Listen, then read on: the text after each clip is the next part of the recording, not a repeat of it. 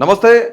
ప్రస్తుతం తెలంగాణలో కొంచెం హాట్‌గా ఉన్న సీట్లు ఏమైనా ఉన్నాయంటే పార్లమెంట్ ఎన్నికలకు సంబంధించి ఒకటి భువనగిరి, 2 నల్గొండ, సూర్యాపేట టికెట్. సో, దీనికి సంబంధించి చాలామంది వారసులైతే వచ్చేస్తున్నారు. ఖచ్చితంగా వారసుల ఎంట్రీ అయితే జరగాలని చెప్పేసి గత ఎన్నికల నుంచి పోరాడుతూనే ఉన్నారనమాట. సో, ఇప్పుడు చూద్దాం అసలు ఎవరెవరు రంగంలో ఉన్నారు?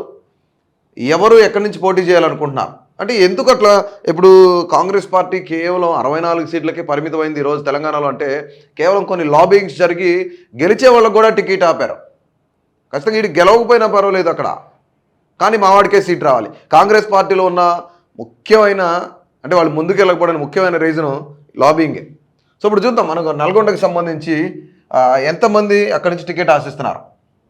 నల్గొండ టికెట్కి సంబంధించి సూర్యాపేట నుంచి కావాలని చెప్పేసి పవన్ అనే వ్యక్తి, పవన్ మోటార్స్ అధినేత, ఆయన కూడా అక్కడి నుంచి అప్లికేషన్ పెట్టుకున్నారు. ఆయనకు కూడా కావాలని చెప్పేసి. ఆయన ఎవరో కాదు, కోమటిరెడ్డి అన్న కొడుకు అనమాట. అంటే ఇప్పుడు వాళ్ళకు వాళ్ళే కావాలి, అన్న కొడుకో తమ్ముడు కొడుకో వాళ్ళ కొడుకో వాళ్ళ కూతురు ఇవన్నీ.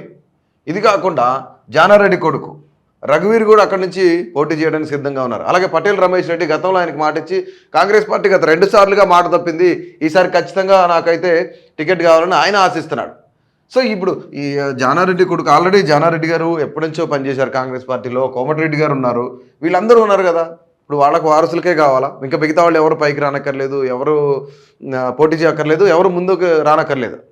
ఇక్కడ మన ఏరియాలో నల్గొండ జిల్లాలో ఉన్న దారుణమైన పరిస్థితి ఏంటంటే ఏది ఏమైనా సరే వాళ్ళ కమ్యూనిటీనే ఉండాలి, వేరే కమ్యూనిటీ ముందుకు రాకూడదు, పైకి రాకూడదు. ఒక బీసీకో లేదంటే జనరల్గా ఉన్న ఎస్సీకో ఇక్కడ నుంచి టికెట్లు రాకూడదు. కంపల్సరీగా ఒక సామాజిక వర్గం ముందుకెళ్ళాలి, ఆ సామాజిక వర్గానికే కావాలి. ఇంకోటి భువనగిరి నుంచి కుమ్మం ఫ్యామిలీ నుంచి కుమ్మం కీర్తిరెడ్డి, కుమ్మం అనిల్ కుమార్ రెడ్డి ప్రస్తుతానికి భువనగిరి ఎమ్మెల్యేగా ఉన్నాడు. ఆయన బిడ్డ కూడా ఎక్కడి నుంచి అప్లికేషన్ పెట్టుకున్నారు, నాకు ఈ సీటు కావాలని చెప్పేసి. అలాగే కోమటిరెడ్డి రాజగోపాల్ రెడ్డి గారు వాళ్ళ వైఫ్కి కూడా భువనగిరి టికెట్ కావాలని అడుగుతున్నారు. ఇవన్నీ పక్కన పెడితే కోమటిరెడ్డి వెంకటరెడ్డి గారు ఇప్పుడు ప్రస్తుతానికి ఆయన ఆర్మీ మినిస్టర్గా ఉన్నారు, అలాగే సినిమాటోగ్రఫీ మంత్రిగా ఉన్నారు. ఆయన కూతురు శ్రీనిధి కూడా టికెట్ కావాలని అడుగుతున్నారు. అంటే ఇంకెంతకాలం ఎప్పుడు చూసినా సరే వాళ్ళల్లో వాళ్ళే టికెట్లు పంచుకోవాలి, వాళ్ళల్లో వాళ్ళే పోటీ చేయాలి, వాళ్ళల్లో వాళ్ళే సంపాదించుకోవాలి, వాళ్ళే బాగుపడాలి. ఆ వర్గాలకు సంబంధించిన వాళ్ళు మాత్రమే. కింది స్థాయిని ఎవరిని కూడా రానివ్వరు. కనీసం వాళ్ళు ఇక్కడ చూస్తే వీళ్ళు టికెట్ల కోసం వాళ్ళ బిడ్డలకో లేదంటే వైఫ్కో లేదంటే అన్న కొడుకో వీళ్ళందరికీ ఇప్పిస్తున్నారు. కానీ ఇక్కడ మనం చూసుకున్నట్టయితే వేముల వీరేశం గురించి మాట్లాడుకోవాలి మనం. వేముల వీరేశం ఎంతకాలం వెయిట్ చేశారు? దాదాపుగా 3 months పార్టీలో జాయిన్ అవ్వడానికి. ఆయన రానిచ్చారా? రానివ్వలేదు. ఇప్పుడు అద్దంకి దయాకర్ ఎప్పటి నుంచో ఉన్న వ్యక్తి ఎందుకు ఆయనకు టికెట్ ఇస్తారన్నారు. సరే ఆయన కాదు, ఆయన ప్లేస్లో మందుల సామ్యాలకు ఇచ్చారు, అది వేరే విషయం, ఆయన గెలిచాడు, ఓకే గుడ్. ఎందుకు అద్దంకి దయాకర్ని ఎందుకు అడ్డుకుంటున్నారు? ఇది పార్టీలో ఉన్న పెద్దలకి తెలుసు, అద్దంకి దయాకర్ కూడా తెలుసు. కానీ అద్దంకి దయాకర్ నేను పార్టీకి విధేయుడుకున్నానని ఆయన చెప్పుకొస్తున్నారు. కానీ లోపల అనేది బాధ ఉంటూనే ఉంటుంది కదా. నల్గొండ జిల్లాలో ఎవరు జాయిన్ అవ్వాలన్నా, ఎవరు పెత్తనం చేయాలన్నా సరే, ముఖ్యంగా ఈ కోమటిరెడ్డి బ్రదర్స్ కానీ వీళ్ళందరూ కూడాను, జానారెడ్డి కానీ వీళ్ళందరూ పై చేయి ఉండాలి ఖచ్చితంగా. ఎమ్మెల్యే స్థాయి వ్యక్తి అయినా సరే ఖచ్చితంగా వీళ్ళు పర్మిషన్ తీసుకోవాలి, వీళ్ళు చెప్తేనే అక్కడ పనులు నడుస్తాయి. అంటే పార్టీలకు అతీతంగా అక్కడ మనకు సంబంధించిన వాడు ఉన్నాడు, మన సామాజిక వర్గానికి సంబంధించిన అంటే పార్టీలకు అతీతంగా మూకుమ్మడిగా అయ్యో వాళ్ళందరూ సామాజిక వర్గం అంతా ఒకటయ్యి ఆయన గెలిపిస్తారు. కానీ ఇక్కడ నిలబడింది మన పార్టీ వ్యక్తి అయినా సరే ఆయన లాబింగ్ చేసి ఓడగొట్టడానికి, సమూలంగా నాశనం చేయడానికి ఖచ్చితంగా ఆయా ప్రాంతాల్లో ఇవన్నీ జరుగుతుంటాయి. సో అంటే ఈ వారసులు తప్ప కోమటిరెడ్డి వెంకటరెడ్డి గారి కూతురు ఆయన ఆల్రెడీ మినిస్టర్గా ఉన్నారు, సీనియర్ నాయకులు. ఇప్పుడు వాళ్ళ అమ్మాయిని ఎంపీ టికెట్ కోసం అడుగుతున్నారు. వాళ్ళ అన్న కొడుకు ఎంపీ టికెట్, వీళ్ళిద్దరిలో ఎవరో ఒకరు కేటాయించాలి. జానారెడ్డి గారు వాళ్ళ అబ్బాయికి రఘువీర్కి ఆయనకి టికెట్ కావాలి. పటేల్ రమేష్ రెడ్డి 10 ఏళ్ల నుంచి కూడా ఆయన వెయిట్ చేస్తున్నారు. ఖచ్చితంగా పటేల్ రమేష్ రెడ్డి సూర్యాపేటలోనే గెలిచే వ్యక్తి.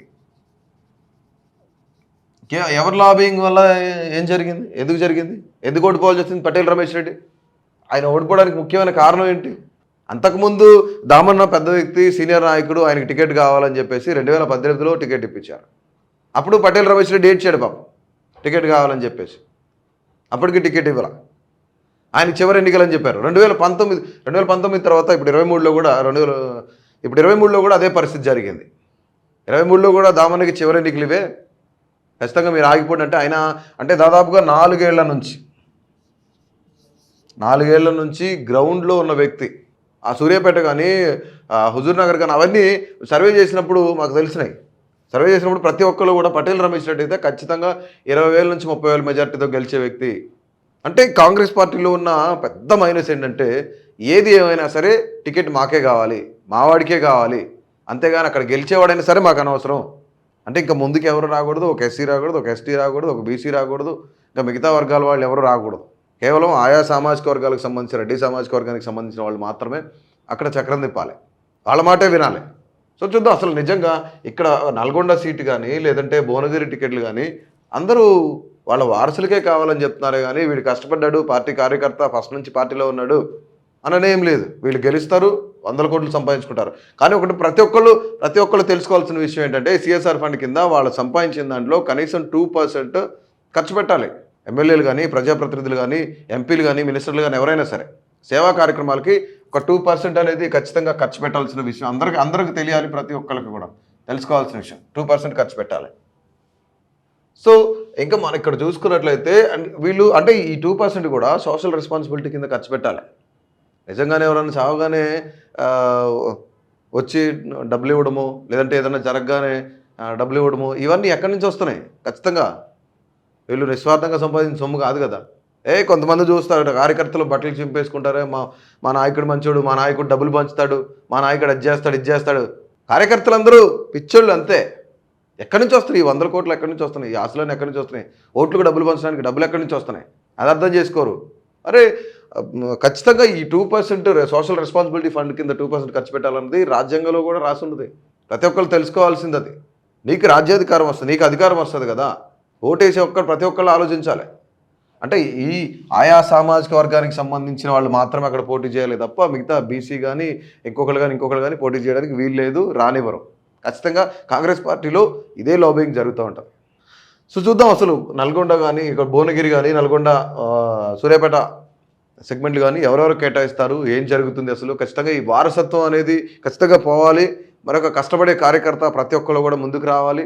వాళ్ళు కూడా వాళ్ళ యొక్క సామాజిక వర్గాల్లో, వాళ్ళ యొక్క వర్గాల్లో అభివృద్ధి ఖచ్చితంగా చేసుకోవాల్సిన అవసరం అవుతుంది.